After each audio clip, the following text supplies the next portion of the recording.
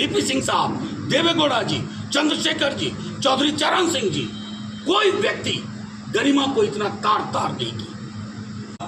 मैं अहंकार और घमंड की भाषा से नहीं कह रहा हूँ। जो भाजपा का यूएसपी है, मोदी जी की टीम का यूएसपी है कि जहाँ वो सूरत में और इंदौर में चुनाव ही नहीं होने देते हैं। हम इतना कह सकते हैं कि हमने बीजेपी को सख्ते में ला दिया।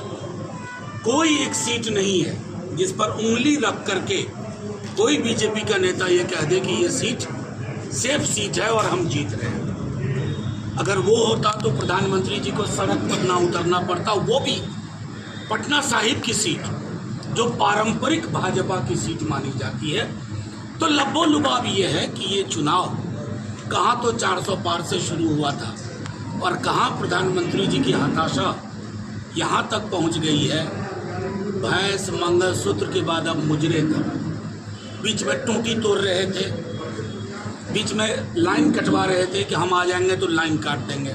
आपने दुनिया में कभी भी किसी देश में चुनाव में वहाँ के प्रधानमंत्री या राष्ट्रपति से ये नहीं सुना होगा कि मेरा विपक्ष आएगा तो टूटी तोड़ देगा, मेरा विपक्ष आएगा तो बिजली काट देगा, मेरा विपक्ष अगर सत्ता में आया तो आपकी एक भैंस खोल के ले जाएगा, मेरा विपक्ष अगर सत्ता में आया मंगलसूत्र ले जाएगा, मेरा विपक्ष मुजरा करेगा।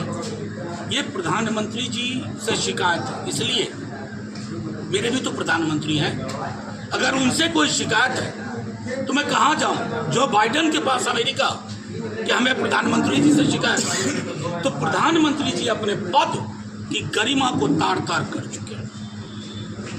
बार बार हम कहते रहे कि चुनाव को चुनाव की तरह लीजिए, राजनीति होती है। उन्हीं की पार्टी के अटल जी, हमारा उनसे बड़ा वैचारिक विरोध था हम लोगों का, लेकिन अटल जी मुजरे तक नहीं पहुंचे थे, कभी मंगलसूत्र और भैंस तक नहीं पहुंचे थे। अब कुछ बचा नहीं, उनके लिए चिंता होती है। जैसे अभी 3 दिन पहले उन्होंने कहा कि मैं दैवीय रास्ते से आया हूं, शायद बायोलॉजिकल जन्म नहीं। अब मैं तमाम पत्रकार साथियों, अपने साथियों से पूछता हूं, अगर हम अपने घर में 2-4 बार ये बोले कि भगवान हमसे डायरेक्ट बात कर रहे हैं इन दिनों, आप क्या करिएगा? हमको कहिएगा कि मनोज जी आपको डॉक्टर से दिखाने की जरूरत है, आप ठीक नहीं चल रहे हैं, आपकी स्थिति ठीक नहीं है। प्रताप जी कभी तो सपने में आए थे ना मुलायम जी। एक पहले मैं खत्म कर लूं, फिर खूब पूछिएगा। सपने में आना और भगवान खुद को बता देना बड़ा फर्क है। एनीवे आई शैल कम। मेरा ये कहना है सिर्फ कि देश के प्रधानमंत्री को ये हमेशा ध्यान में रखना चाहिए कि चुनाव जीवन की अंतिम चीज नहीं होती। लोकतंत्र मजबूत रहेगा, चुनाव फिर होंगे। क्या बना के रख दिया? हिंदू, मुसलमान, इंडिया, पाकिस्तान, आज भी कुछ अलबल बकरे।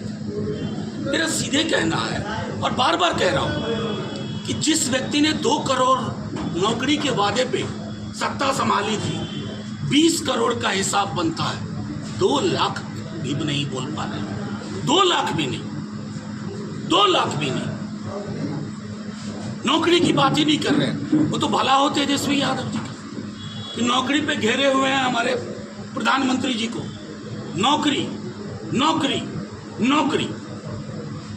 अब बिहार आ रहे हैं अलबल। तो मैं इसलिए कहता हूं कि हमारे प्रधानमंत्री जी प्रणाम करते हुए, अगर आप इंडिया, पाकिस्तान, हिंदू, मुसलमान, भैंस, मंगलसूत्र, मुजरा ना बोलें तो आप बक्सर में किसी पंचायत से भी चुनाव नहीं जीत सकते।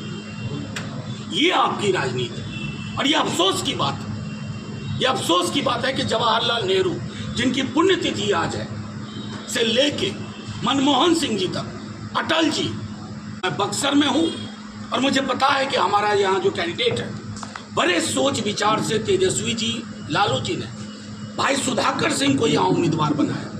अब सब जानते हैं सुधाकर सिंह जी किसान और किसानी के मुद्दे पे कितने प्रखर रहे हैं। दिल्ली का आंदोलन से लेकर के बिहार के आंदोलन तक आर्थिक न्याय हमारी सबसे बड़ी गारंटी है।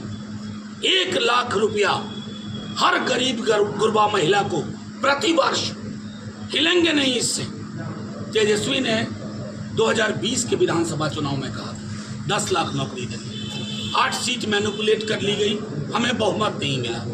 22 में नीतीश जी ने आकर के कहा, उनके दूतों ने, हम साथ में रहना चाहते हैं। तेजस्वी जी ने कहा नहीं, हम बाहर से समर्थन करेंगे। बोला नहीं, बाहर वाला नहीं, अंदर वाला समर्थन चाहिए। तेजस्वी जी ने एक ही शर्त रखी थी, give me free hand in नौकरी। नौकरी के मामले में मुझे आज़ादी दीजिए कि मैं वैकेंसीज कंपाइल करके एक साथ निकालूं। हुआ, हासिल हुआ, 5 लाख नौकरियां हासिल हुई। अब कमिटमेंट 1 करोड़ का है। मुख्यमंत्री जी परेशान है, उनके दरबारी परेशान है, कह रहे हैं कि मुख्यमंत्री जी ने दस्तखत किया। साहिब दस्तखत तो उन्हीं को करना होगा। सिग्नेचर तब हुआ जब नेचर बदला। 17 साल में नेचर नहीं बदला था गठबंधन का। गठबंधन का चरित्र बदला तो सिग्नेचर भी आया। ये लाया कौन? तेजस्वी यादव। तो आर्थिक न्याय की जब बात करते हैं, हर गरीब गुरबा महिला, किसी जाति किसी धर्म की हो, 1 लाख रुपए प्रति वर्ष सिलेंडर। हम जैसे मध्यम वर्ग के लोग भी सिलेंडर खरीदने में अब कांपते हैं। अगर गलती से 1 महीने में 2 सिलेंडर लगता है तो 2500 रुपये तक जाके हिसाब बैठता है। हम उसे 500 रुपये सिलेंडर प्रति सिलेंडर हमने तय करने का निर्णय किया।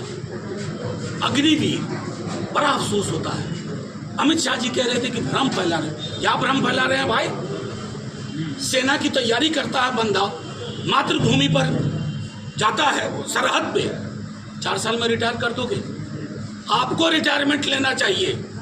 आप हमारे जवानों को रिटायर कर रहे हैं, उनको खारिज कर रहे हैं, उनकी जिंदगी, उनके सपनों को तार तार कर रहे हैं। बड़ी संख्या में बक्सर से, आरा से, अलग अलग जगहों पर लोग सेना में जाते थे, लोग रेलवे में जाते थे।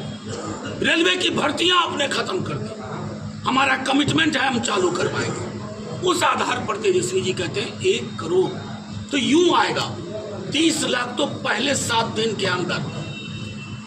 बक्सर किसानी आंदोलन का भी जनक रहा है, ये धुरी रही है। हमें पता है कि बड़े मझौले छोटे किसानों की अलग अलग समस्याएं हैं, लेकिन कुछ चीजें साफ है हमारे। आप इसको देखिएगा, परिवर्तन पत्र हमने कमिट किया है हमारे किसानों को बिजली मुफ्त। ये मोदी जी की तरह की घोषणा नहीं है 2 करोड़ वाली, कि बाद में अमित शाह को आगे करके कहेंगे कि जुमला था। कम से कम बिहार के उत्पादों को ज्यादा से ज्यादा एमएसपी मिले, इसकी गारंटी। जितनी चीजें लगती हैं खेती में, चाहे खाद हो, बीज हो, सिंचाई की सुविधा हो, सब सब्सिडाइज्ड होगा। हम ये नहीं कहेंगे कि सब्सिडी का वहन सरकार नहीं कर सकती।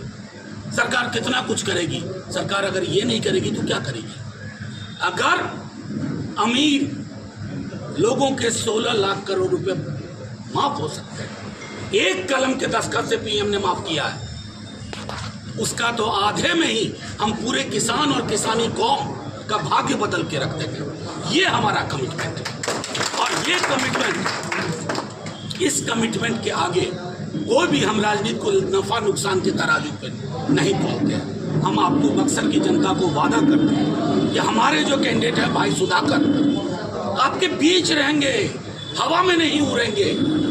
यहाँ तो दिक्कत और भी है, बिहार में एक ही टिकट कटा, बाबा का ही टिकट कट गया। यहाँ अब बाबा बोल नहीं रहे हैं, उनकी आंखों से लग रहा है। जब से टिकट कटा है काला चश्मा पहनना शुरू किया उन्होंने, क्योंकि आंसू रोक नहीं पा रहे हैं। अब आंसू लोग ना देख ले तो काला चश्मा पहन रहे हैं, आप नोटिस कीजिएगा। जिस दिन से टिकट कर रहा है तो हमें पता है कि हमारी प्राथमिकताएं क्या है। हमारा उम्मीदवार जमीन पे रहेगा, आर्थिक सामाजिक न्याय की बात करेगा, परिवर्तन पत्र को लेकर के आगे बढ़ेंगे, क्योंकि ताकत वो तेजस्वी यादव को दे रहे हैं। वो ताकत राहुल जी तक जाएगी, वो ताकत मल्लिकार्जुन खड़गे जी तक जाएगी, और वो ताकत इस देश को एक ऐसा लोकतंत्र देगी जहां जन सरोकार की बात हो, प्रगतिशील। कल ही मैं